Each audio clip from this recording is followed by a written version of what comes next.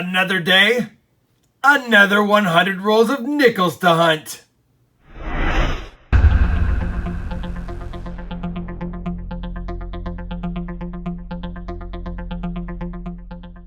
Hey everybody, it's Rob with RobFindsTreasure, and that's right, I love myself some nickel hunts, just behind penny hunts, of course. That being said, I do have 100 rolls here, 2 bank sealed boxes with the holes in them, so I was able to make sure that they were circulated by looking through the holes on the bottoms of these boxes. That's why I want to do a live opening with you right now. Now, I'll do the second box when we get to the second box to hunt, but figured we'd kick it off with this first box. As a reminder, I'll be using my nickel coin roll hunting mat, which has a lot of the varieties, key dates, and semi-key dates to look for when you're doing your coin roll hunts for nickels.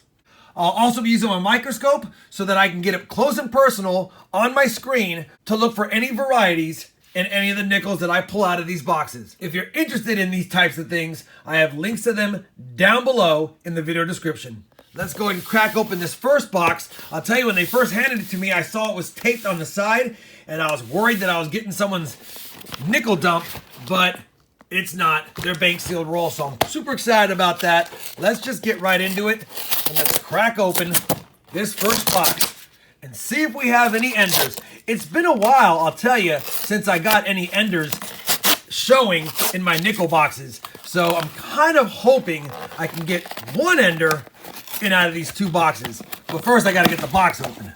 There we go. All right, let's take a quick peek, and I don't see any obvious buffalo or war nickel enders. Just a couple of the older Jefferson designs, which always makes me happy. All right, let me get this box situated, and we'll kick it off as normal with roll number 1. And like I said, if we find anything worth mentioning, I'll be sure to bring it back in. Roll number 7 out of 100. First box find, first find of the box, and it's a 1947 Philadelphia. Roll number 9. Our next find is going to be a Canadian, and I think it's an 80-something, 1986. We'll take it. Thank you, Canada. Roll 13. We've got a 40s nickel. This one's a 1946 Philly, 1 year off silver. Roll number 19, and I saw a damaged coin a few coins into the roll, and I picked it up, looked at it, put it back down because it's a 1939. I do not know what has been attached to the front, but that's definitely an oddity. It is a 1939, so let's see if it is a key date. It's not a key date. It doesn't have a DRNS mint mark. It is a Philadelphia minted 1939, but we will check it for any doubling. It might be kind of tough to see because of the damage, but it is not the DDR. Either way, that's definitely an oddity on top. It's protruding out quite a bit, to tell you the truth, but we'll take a look at that later. Right now, it's just a toasty 1939 common second year Jefferson nickel. Still a cool find. Let's get back to the hunt. Roll number 20. Another find. This one is a 1940 Philadelphia. Just grabbed roll 25 out of the box, flipped it over, and maybe a Canadian ender, but it has some kind of design on the rim, so it might be a different foreign than that. Let me get into it, and we'll see what that is. All right, that foreign ender, Queen Elizabeth II. Oh, a 20 pence. Beautiful, 1999. Love the design of that coin. We don't see these too often, so I'm happy to add it to my collection. Roll 26, another nickel from the 40s, another 1947 from Philly. Roll number 34, another 40s nickel, and this one is a 1949 Philly. Wish it would have been in Denver. We could have checked for that 1949 D over S. Roll 39 of box 1, and it was only a matter of time before we uncovered a buffalo. And it's got a date. 1935 Philadelphia Buffalo Nickel. It's a common one, but I'll take it. We like finding them.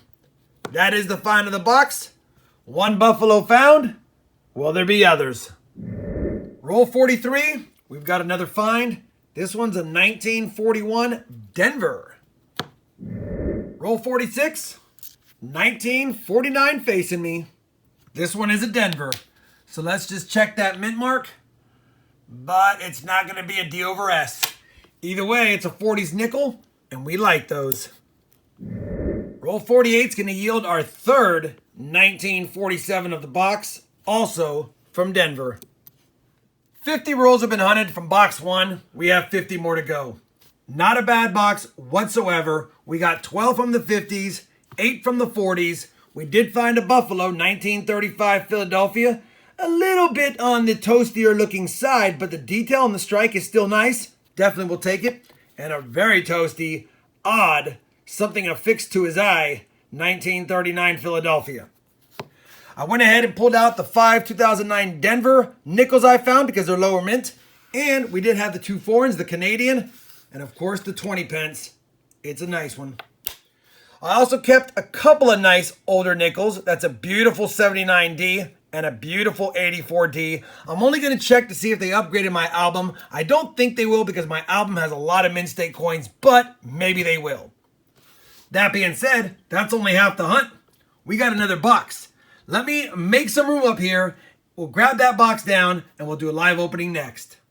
All right, box number 2, rolls 51 through 100. See if we can get some silver in this box. That'd be nice, but of course I'll always take buffaloes, and still begging for my 4th ever V-nickel if we can get it. Let me just do it this way. These boxes are being a little bit more glued than normal. All right, let's take a peek.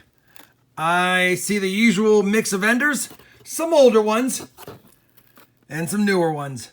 All right, nothing standing out that says, look at me. So let's take a look inside, kicking off with roll number 51. If you're one of the 55% of the viewers of my content that haven't subscribed yet, and you're enjoying the content, I just want to give a quick reminder that if you could please consider subscribing by tapping the subscribe button, I would appreciate it. Roll number 55 out of 100, or 5 out of box 2, and I've got a couple of finds. Flatten them down, I saw on the front we had a 1940 from Philly, and not too far behind it, peeking up, was another 1947 from Philly as well. Roll 58, and it must be the boxes for 1947 because we just found another one from Denver. Roll 60, and yet another 40s nickel on the board, a 1940 Philly. Roll 64, and we did it again, and it was almost an ender. And I think this one's going to be a 1936 off of what I just saw. It is 2 buffaloes in the 30s, both with dates. I'll take it. And this one's going to be a Philadelphia like the last. But now we've got a 35 and a 36 in better shape. 2 buffaloes, 64 rolls in. Roll number 69, and these boxes are loaded with early Jeffersons, and I will take it. This is another one from 1940 out of Philly. Roll 71, and we have our first 40s nickel from this year, 1948 Philly on the board. Well, the second half of box 2 cooled down a little bit, but 100 rolls hunted. We got 23 in the 50s, 14 in the 40s. That's 37 older Jeffersons, not including the top finds. We also found 6 total 2009s, all Denver, of course, and a couple of foreigns. No foreigns in that box. You saw my side finds, but once again, the finds of the box are a 1935 Philadelphia Buffalo, a 1936 Philadelphia Minted Buffalo, and despite the damage, it's always nice seeing a 30s Jefferson nickel as well. Now, we did get silver skunked. That's kind of a bummer. I had been getting some silver nickels lately in my hunts, but the last couple have been a little bit fruitless on silver. Not going to get mad at it though. We got 2 more buffaloes to add to the collection and a whole bunch of nice older Jeffersons I get to sort through to see which ones will actually stay in my collection after this hunt. Hopefully you enjoyed this 2-box nickel hunt. We did get a couple of buffaloes and I had a lot of fun. If you did, I'd appreciate a thumbs up. And as always, everyone, happy hunting and thanks for watching.